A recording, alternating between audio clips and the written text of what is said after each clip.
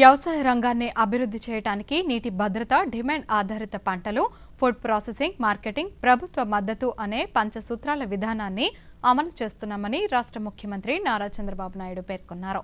శాసనసభ బడ్జెట్ సమావేశాల్లో భాగంగా ఈరోజు వ్యవసాయం, అనుబంధ రంగాలు, హౌసింగ్ బడ్జెట్ పద్దుపై ముఖ్యమంత్రి మాట్లాడుతూ రైతు ఆత్మహత్యలు నియంత్రించేలా ప్రతి అంశాన్ని ఆడిట్ చేయించాలని నిర్ణయించినట్లు తెలిపారు.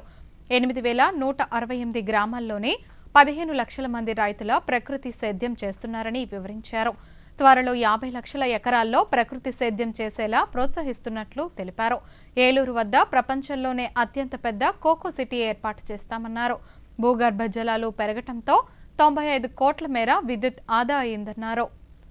Technology all walks of life లో వచ్చింది కాబట్టి అగ్రికల్చర్ మొత్తం టెక్నాలజీ అంతా ఉపయోగించాలి. ఫుడ్ ప్రాసెసింగ్ పోకపోతే, వ్యవసాయ ఆధార పరిశ్రమలు లేకపోతే రాను రాను మనం పండించిన పంటలకి చాలా వరకు వేరియేషన్స్ వచ్చి చాలా నష్టపోయే పరిస్థితి వస్తుంది. అల్టిమేట్గా గవర్నమెంట్ ఎప్పుడు ప్రభుత్వ విధానాలు కానీ అదే మరిగా ఏదైనా క్రైసిస్ వచ్చినప్పుడు ఆదుకోవడం కానీ చేస్తూనే ఉండాలి. ప్రభుత్వ మద్దతు కూడా ఉండాలి. ఇలాంటి 5 ప్రిన్సిపల్స్ పెట్టుకున్నాం. ఈ ప్రభుత్వం వ్యవసాయ ఆధార పరిశ్రమలు, ఫుడ్ ప్రాసెసింగ్ ఎక్కువ ప్రాధాన్యత ఇస్తున్నాం. దీన్ని లాజికల్గా తీసుకెళ్తాం.